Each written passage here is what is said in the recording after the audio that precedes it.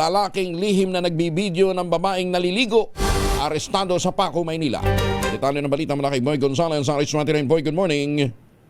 Good morning, Kuya Angela. Isang 41 anyos na lalaki ang arestado matapos sumunod lihim na kunan ng video ang isang babae habang naliligo sa Paco, Maynila, Martes na umaga.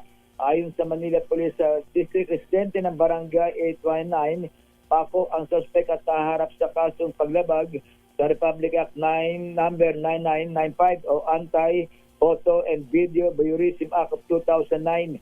Batay sa ulat ng Pandacan Police Station, naganap ang insidente bandang alas 8 ng umaga. Ayon sa biktima, kukuha na sana siya ng tuwalya matapos maligo na mapansin ng isang kamay na may hawak na cellphone malapit sa pinto ng banyo na pinaniniwalaan niyang nagre-record sa kanya. Agad niyang tinagpan ng sarili at paglabas ay nakita ang suspect na kilala muna niya. Kinompronta niya ito ngunit hindi sumagot at tuluyang umalis.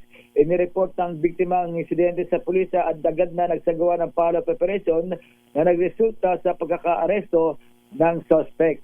Ito si Boy Gonzales para sa DZRH, una sa Pilipinas, una sa Pilipino. Maraming salamat, Boy.